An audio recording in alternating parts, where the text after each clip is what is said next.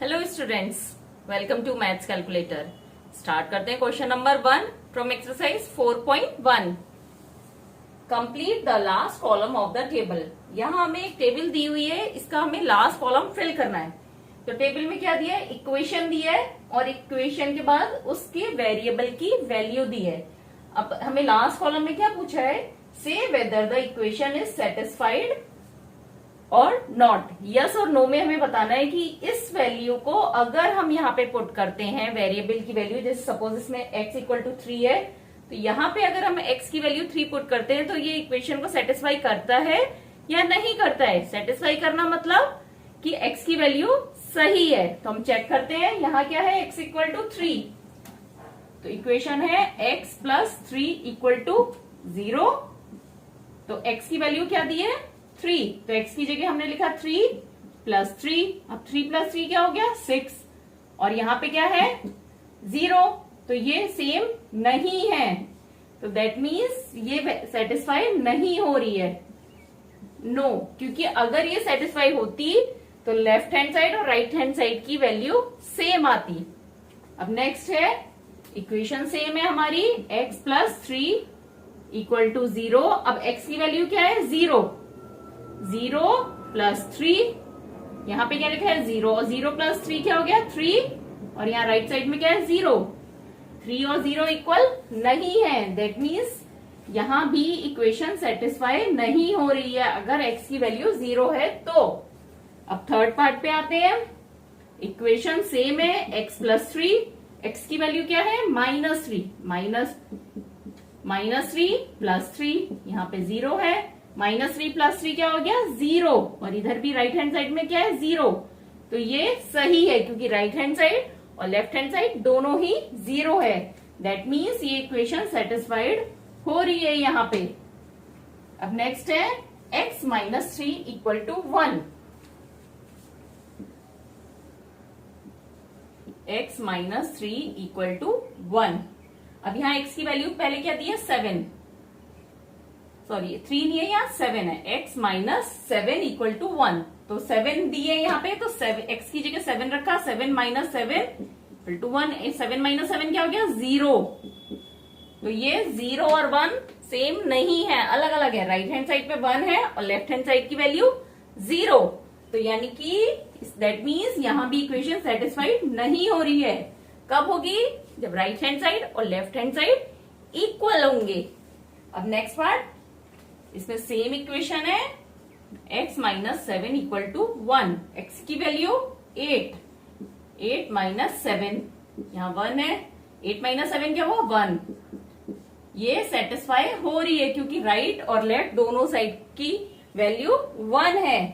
तो that means ये equation यहाँ पे सेटिस्फाई होती है। क्वेश्चन के नेक्स्ट पार्ट पर आते हैं। 5x इक्वल टू 25, और यहाँ वैल्यू क्या दी है x की 0, तो हमें क्या करना है, x की जगह 0 लिखेंगे। 5x equal to 25।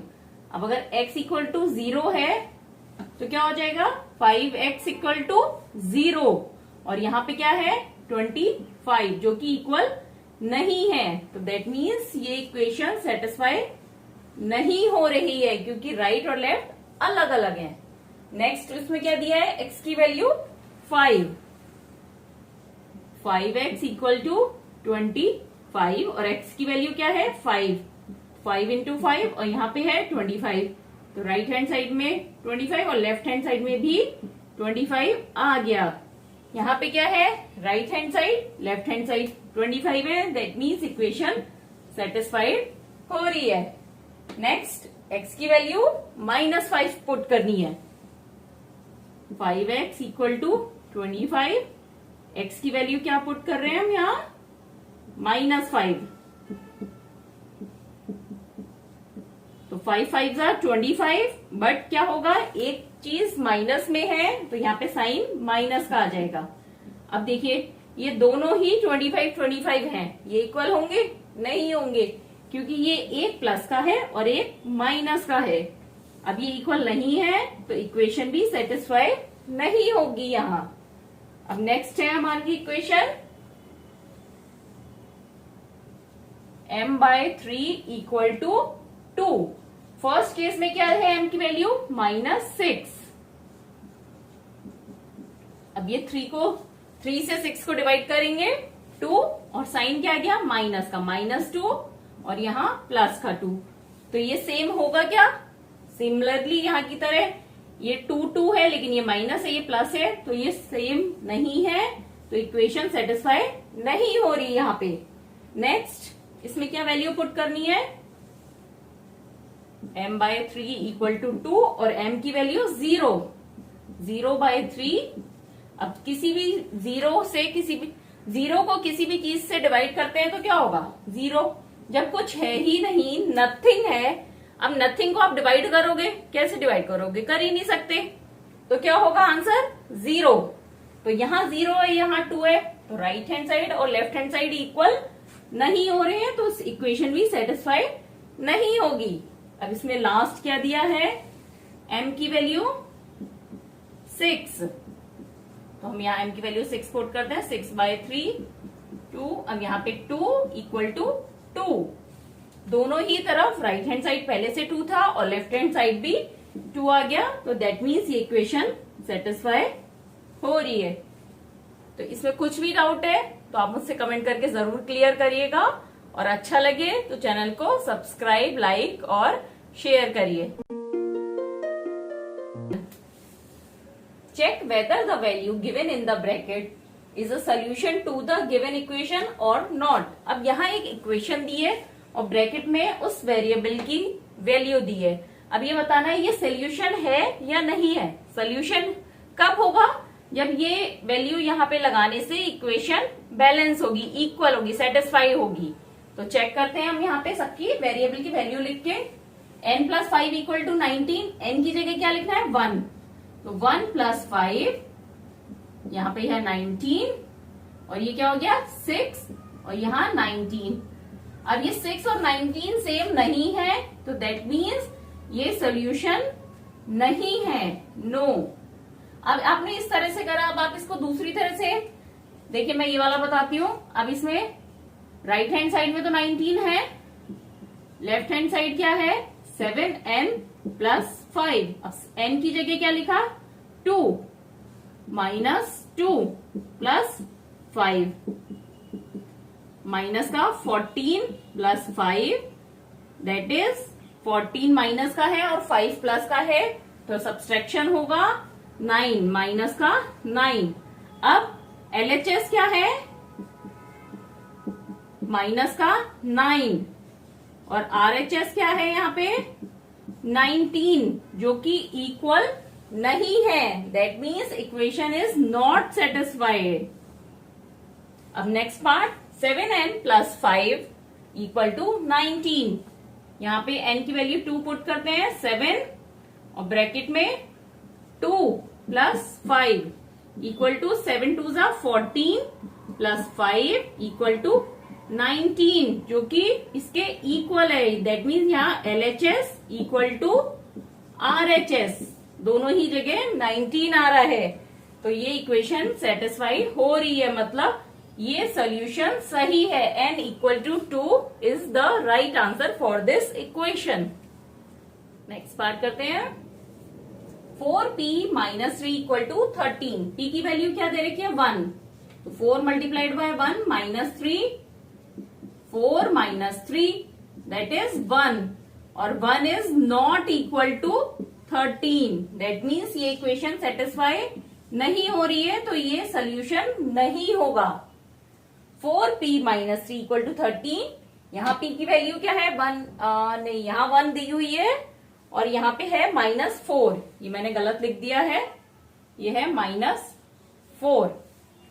ठीक है, स्टार्ट करते हैं। तो 4p p की जगह क्या लिखना है? -4।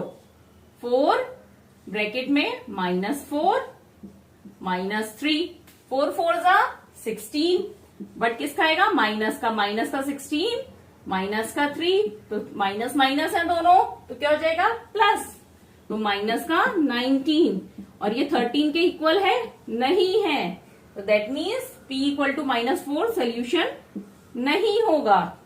और लास्ट पार्ट में p की वैल्यू क्या है? 0। तो P मल्टीप्लाइड बाय 0 माइनस 3। अब 0 से 4 को मल्टीप्लाई कर रहे हैं तो क्या हो जाएगा 0 माइनस 3, तो हो गया -3। और -3 यहाँ 13 है, -3 इक्वल नहीं है 13 के, राइट और लेफ्ट साइड इक्वल नहीं है, दैट मीन्स P भी सोल्यूशन नहीं होगा इस इक्वेशन का। मतलब ये जो इक्वेशन है 4P -3, यहाँ पे P वेरिएबल की वैल्यू 4 वो 0 -4 और +1 नहीं होगी। Solve the following equations by trial and error method. अब आपने इंट्रोडक्शन में पढ़ा है ये मेथड हिट एंड ट्रायल, तो हिट एंड ट्रायल मेथड या ट्रायल एंड एरर मेथड एक ही बात है। तो उसमें क्या करते हैं हम, जो भी वेरिएबल है उसकी chance by chance value put up करके देखते हैं। जैसे पहले हम 1 एज्यूम करेंगे इसकी वैल्यू, फिर सेकेंड टाइम 2, फिर 3 और देखेंगे किससे इक्वेशन सॉल्व हो रही है। तो स्टार्ट करते हैं। तो सबसे पहले क्या लेंगे हम, P = 1, इसे सॉल्व करके देखते हैं। तो 5 मल्टीप्लाइड बाय P की वैल्यू 1 ली है +2, यहां पे क्या है 17, और इधर क्या, इसको अभी हम रहने देते हैं। 5 + 2 = 7, तो यहां पे लेफ्ट हैंड साइड 7 है और राइट हैंड साइड कितनी है 17, जो कि इक्वल नहीं है, दैट मीन्स ये गलत है। P = 1। अब नेक्स्ट P = 2 से सॉल्व करके देखते हैं लेफ्ट हैंड साइड को। तो 5 P की वैल्यू 2 + 2, 5 2 = 10 + 2 = 12, और राइट हैंड साइड कितना है 17। तो यहां पे राइट हैंड साइड और लेफ्ट हैंड साइड इक्वल नहीं है, क्योंकि ये 17 है और ये 12 है। तो that means P = 2 is not a right answer. Next 2 के बाद क्या आता है 3, P = 3 देखते हैं। Left hand side 5 multiplied by P की जगह 3 + 2, 5 3 = 15 + 2 = 17। तो लेफ्ट हैंड साइड क्या आया 17 और राइट हैंड साइड पहले से ही 17 है, तो दैट मीन्स यहां पे LHS = RHS होगा। तो दैट मीन्स क्या हुआ, P = 3 is the right answer. क्योंकि जब P की वैल्यू हम 3 पुट कर रहे हैं तो लेफ्ट हैंड साइड और राइट हैंड साइड इक्वल आते हैं, दैट मीन्स जो इक्वेशन है वो बैलेंस हो रही है। नेक्स्ट पार्ट स्टार्ट करते हैं क्वेश्चन का।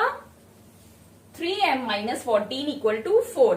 इसे भी हमें ट्रायल एंड एरर या हिट एंड ट्रायल मेथड से सॉल्व करना है। कब तक सॉल्व करना है, जब तक कि इक्वेशन बैलेंस नहीं हो जाती। Balance means right hand side equal to left hand side. तो स्टार्ट करते हैं। सबसे पहले m की वैल्यू क्या लेते हैं 1, यहाँ पे वेरिएबल है m, तो 3 मल्टीप्लाइड बाय, यहाँ पे लेफ्ट हैंड साइड लिखते हैं। लेफ्ट हैंड साइड का क्या आ रहा है बैलेंस 3 मल्टीप्लाइड बाय 1 -14, तो 3 - 14 = प्लस माइनस माइनस करेंगे, माइनस का 11। अब माइनस का साइन क्यों लिया है, क्योंकि 3 और 14 में 14 बड़ा नंबर है, इसलिए यहाँ माइनस का 11। अब LHS आ गया 11 और RHS क्या है हमारा 4, जो कि दोनों अलग अलग हैं। तो हम आगे सॉल्व करेंगे, मतलब m की वैल्यू 1 नहीं होगी। m = 2 से स्टार्ट किया, तो 3 मल्टीप्लाइड बाय 2 -14, ये LHS निकाल रहे हैं हम लेफ्ट हैंड साइड। 6 - 14 = 14 में से 6 गया 8, माइनस का 8, तो LHS की वैल्यू क्या आ गई -8। अब हमें LHS की वैल्यू क्या चाहिए 4, तो जब तक 4 नहीं आ जाती तब तक हम सॉल्व करेंगे। m = 3 से निकालते हैं हम LHS। 3 मल्टीप्लाइड बाय 3 -14, 3 3 = 9 -14 = -5, तो LHS = क्या हो गया -5। पर क्या चाहिए, 4 चाहिए, मतलब m इक्वल टू 3 भी राइट आंसर नहीं होगा।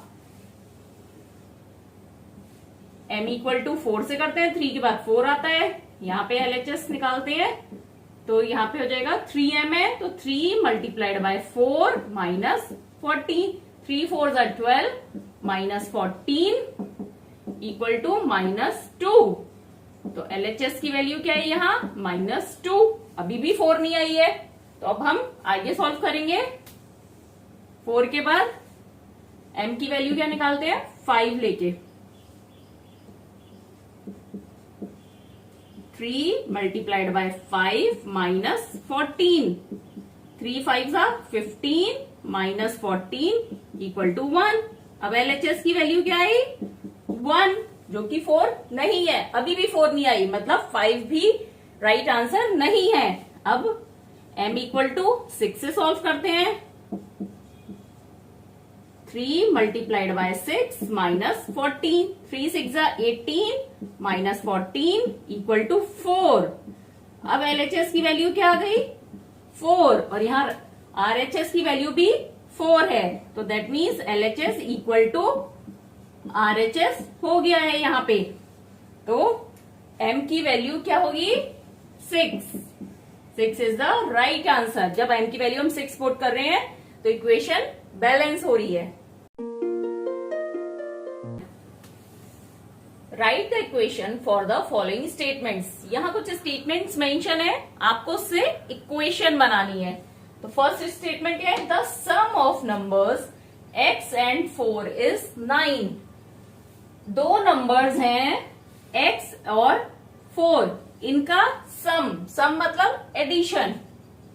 तो x plus 4 is equal to कितना है, 9। अब हम बोल सकते हैं ना, the sum of x and 4 is 9। जब भी आप स्टेटमेंट से इक्वेशन लिखें तो इक्वेशन लिखने के बाद इक्वेशन को रीड करिए।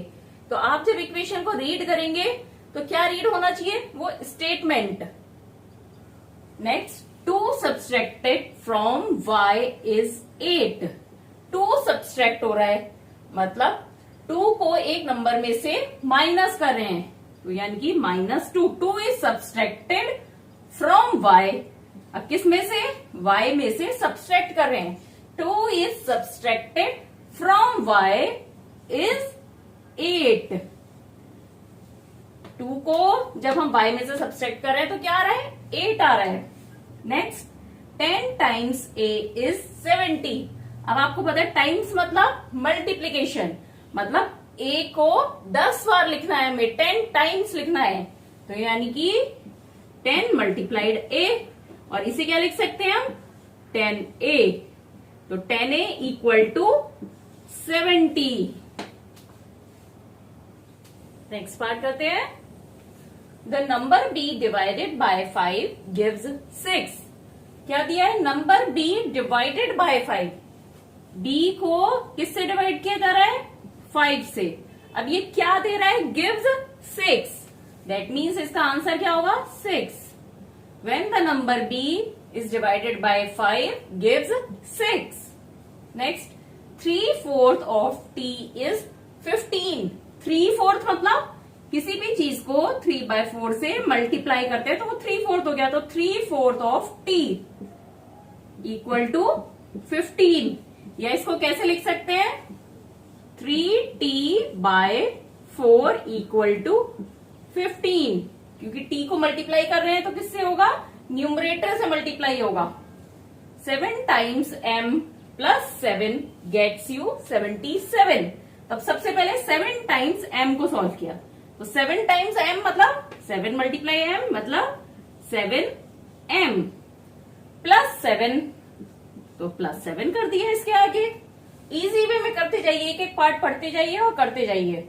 7m plus 7 gets you 77। इसको करने से क्या मिल रहा है, 77 मिल रहा है। अब इस इक्वेशन को रीड करिए, 7 times m plus 7 gives you या गेट्स यू 77। नेक्स्ट स्टेटमेंट पर आते हैं। 1/4 of number x minus 4 gives 4। अब यहाँ पे आप कंफ्यूज मत होइए, हर जगह 4 इसलिए दिया है कि क्वेश्चन थोड़ा सा आपको लगे मुश्किल है, बट आप ध्यान से पढ़िए इसको। 1/4 ऑफ नंबर एक्स, सिर्फ इतना पढ़िए। ये 1/4 किसके लिए दिया है? नंबर एक्स के लिए दिया है। तो सबसे पहले इसको सॉल्व कर लेते हैं हम। 1/4 ऑफ एक्स क्या होगा? x/4। तो अब क्वेश्चन को पढ़िए। x/4 - 4 gives 4। कितना इजी हो गया? x/4 - 4 gives 4। अब देखिए 1/4 of x - 4 gives 4। Next, if you take away 6, मतलब 6 को हम माइनस कर रहे हैं, -6। ठीक है, ये तो पता चल गया। टेक अवे 6, अब किस में से? फ्रॉम, यहां पे क्या पार्ट आएगा? From 6 times y। 6 times y क्या हो गया?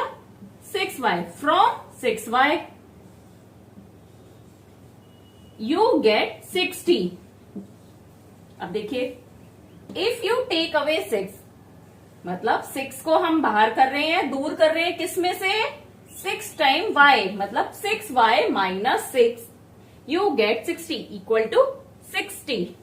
तो जब भी बड़ा स्टेटमेंट हो आप उसको पार्ट्स में सॉल्व करते जाइए। Next, if you add 3 to 1/3 of z। अब 1/3 ऑफ z है, तो यानी कि क्या हो गया इसका? z/3। यही हुआ ना 1/3 ऑफ z। तो अब पढ़िए स्टेटमेंट को। जब भी इस तरह से दिया है 1/3 ऑफ z या 1/4 ऑफ नंबर, तो उसको आप पूरी लाइन को एक छोटे फॉर्म में सॉल्व कर लीजिए। तो अब आपने पढ़ा if you add 3 to z/3, कितना इजी हो गया? 3 + z/3 यू गेट 30। ठीक है, अब इसमें कुछ भी डाउट है तो आप कमेंट करके जरूर मुझसे क्लियर करिए, और अच्छा लगे तो लाइक और चैनल को सब्सक्राइब जरूर करिए। अब जो आपने लास्ट क्वेश्चन करा था उसमें क्या था? स्टेटमेंट से इक्वेशन बनानी थी। इस क्वेश्चन में रिवर्स है, इक्वेशन दी है और स्टेटमेंट फॉर्म करना है। तो मैंने अभी लास्ट क्वेश्चन में भी बताया था आपको कि स्टेटमेंट क्या होता है। जैसे कि हम इक्वेशन को रीड करते हैं वो स्टेटमेंट होता है। तो यहाँ पे क्या है? p में 4 को ऐड कर रहे हैं और क्या मिल रहा है? 15। तो स्टेटमेंट क्या हो गया? The sum of p and 4 is 15। Sum of p and 4 is 15। तो ये इसका स्टेटमेंट हो गया for this equation. Next, m - 7 equal to 3। m में से 7 हम क्या कर रहे हैं? सब्सट्रैक्ट कर रहे हैं, और क्या मिल रहा है? 3। तो यहां पर हो गया 7 is सब्सट्रैक्टेड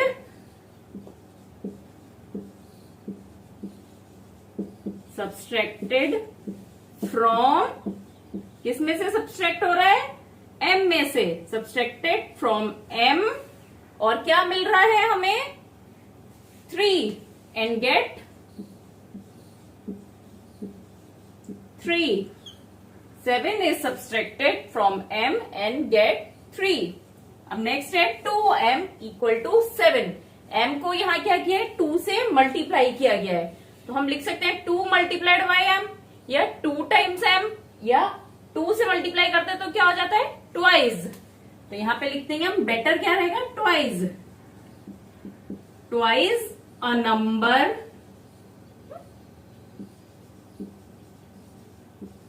m इज क्या है? 7। नंबर m का ट्वाइस कर रहे हैं तो वो 7 होता है।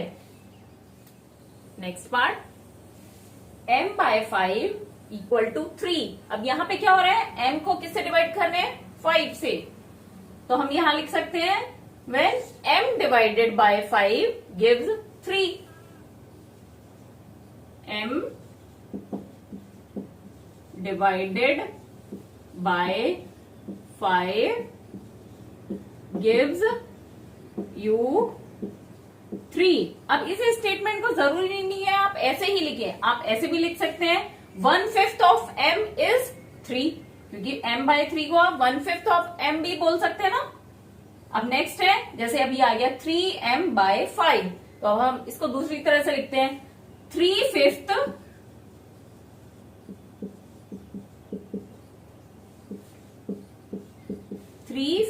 Of m is 6। m का 3/5 क्या है? 6 है। अब नेक्स्ट 3p + 4 = 25। मतलब p को हमने पहले 3 से मल्टीप्लाई किया है, फिर 4 ऐड करा है और क्या आया? 25 आया। तो हम इसको लिख सकते हैं 3 टाइम्स p, 3 टाइम्स p मतलब 3p, 3 times p + 4 gets you 25 या gives you 25।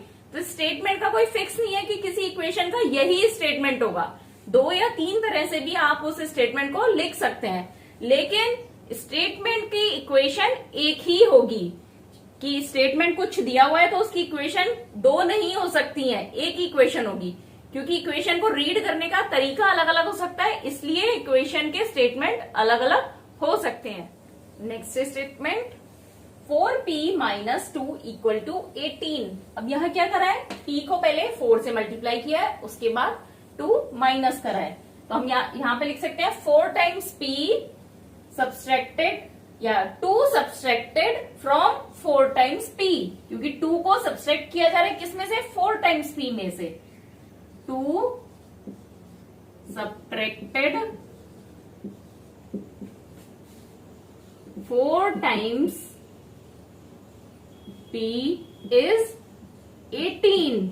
अगर आप इसकी इक्वेशन बनाते हैं तो क्या लिखते हैं?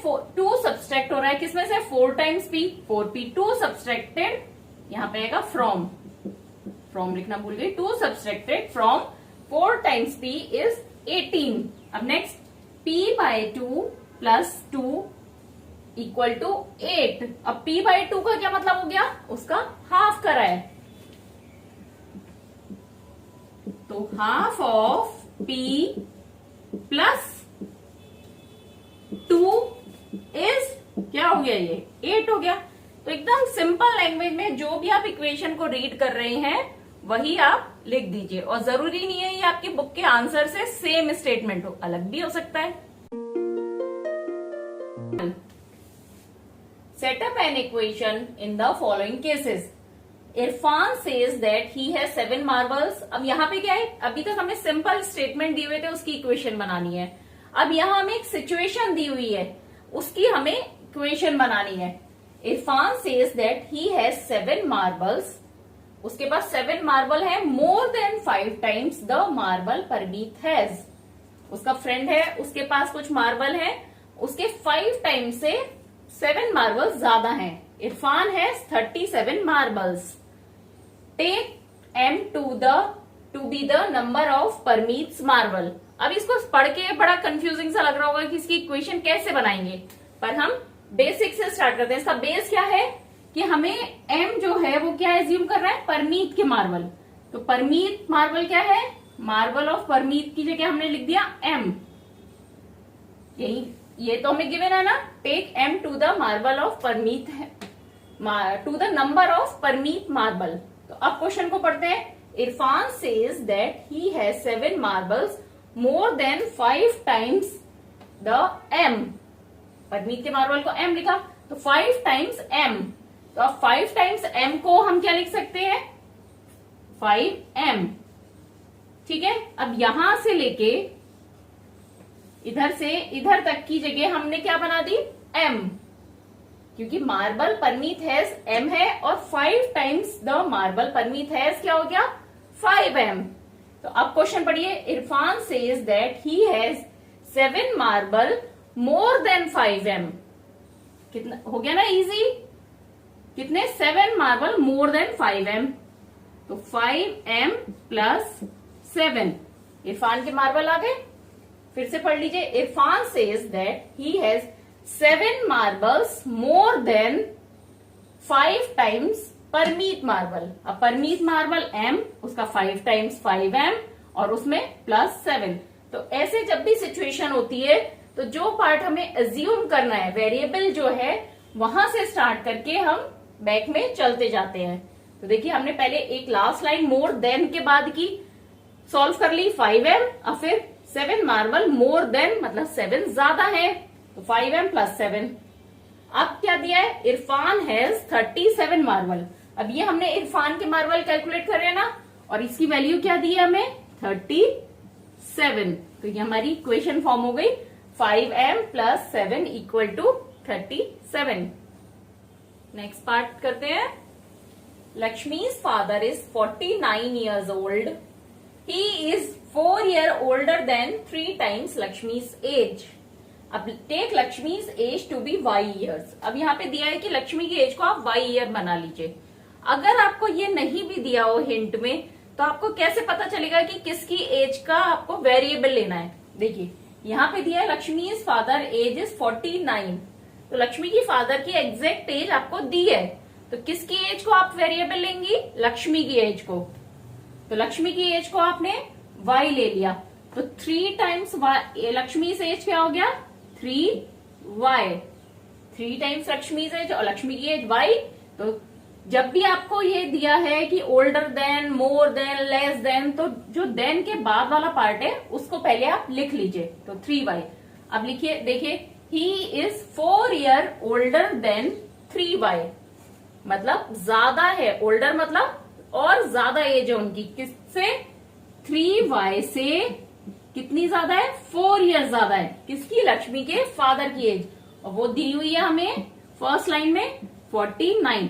मतलब जो फर्स्ट लाइन है उसमें आपको इक्वेशन का RHS का पार्ट दिया है राइट हैंड साइड का, फिर लेफ्ट हैंड साइड का पार्ट दिया है he is 4 years older than 3 times Lakshmi's age. Next part करते हैं। The teacher tell the class that the highest marks obtained by a student in her class is twice the lowest marks +7, the highest score is 87। अब हम ये जो hint है इसको एक बार को नहीं पढ़ते हैं कि किसको वेरिएबल लेना है। अब यहाँ किसकी बात हो रही है, हाइएस्ट स्कोर और लोएस्ट स्कोर के बीच में रिलेशन की बात हो रही है, राइट। अब हाइएस्ट स्कोर आपको दिया है 87, तो दैट मीन्स वेरिएबल क्या है, लोएस्ट स्कोर। अब हाईएस्ट स्कोर 87 दिया है, मतलब RHS आपको राइट हैंड साइड 87 पता है। अब आपको क्या एज्यूम करना है, लोएस्ट स्कोर एज्यूम करना है।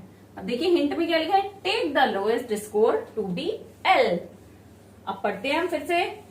The teacher tell the class that the highest marks obtain by a student in her class is twice the lowest marks +7। अब लोएस्ट मार्क्स क्या है, L +7, तो ये क्या हो गया पार्ट, L +7। अब यहाँ पे लिखा है ट्वाइस द, सॉरी ये यहाँ पे L +7 मैंने आपको गलत बता दिया, पहले लिखा है ट्वाइस द लोएस्ट मार्क्स, तो आप सिर्फ इतना पढ़िए, ट्वाइस द लोएस्ट मार्क्स। तो लोएस्ट मार्क का ट्वाइस क्या हो गया, 12 +7। तो अब 12 में हम क्या करेंगे, 7 को ऐड करेंगे। मैंने आपको पहले गलत पढ़ के बता दिया था कि हम लोएस्ट मार्क +7, मैं पहले ये पढ़ना भूल गई, ट्वाइस द लोएस्ट मार्क्स। आप ये गलती बिल्कुल मत करिएगा, ट्वाइस द लोएस्ट मार्क्स है तो पहले हम उसको मल्टीप्लाई करेंगे, ट्वाइस द लोएस्ट मार्क हो गया 12, तो अब क्या हो गया, highest marks obtain by a student in her class is twice the lowest marks, मतलब 12 +7। ये हाईएस्ट स्कोर है बच्चे के, और हाईएस्ट स्कोर दिया है आपको 87, तो इक्वेशन बन गई 2L + 7 = 87। जब भी आप इक्वेशन लिख लें तो उसको एक बार फिर से रीड करिए, तो आपको पता चल जाएगा कि आपने गलत तो नहीं करी है। अब यहाँ पे 2 टाइम्स L मतलब 2 टाइम्स या ट्वाइस द L मतलब lowest mark, twice the lowest marks +7 is highest marks. तो यही स्टेटमेंट में लिखा हुआ है, दैट मीन्स ये राइट है। और मैं एक बार आपको बता दूं, यहाँ पे मैं क्लास 7 की जगह इंट्रोडक्शन से अब तक के क्वेश्चंस में 6 लिख दिया था, बट ये क्लास 7 के ही क्वेश्चंस हैं। नेक्स्ट पार्ट करते हैं। In an isosceles triangle the vertex angle is twice either base angle. अब सबसे पहले आपको आइसोस्केलस ट्रायंगल के बारे में समझना होगा, क्या होता है, एक ट्रायंगल जिसकी 2 साइड्स इक्वल हैं, तो ये हो गया आइसोस्केलस। और वर्टेक्स एंगल कौन सा होगा? ये दो इक्वल साइड जो एंगल बना रही है ये होगा वर्टेक्स एंगल। और ये दोनों क्या होते हैं? Base angle.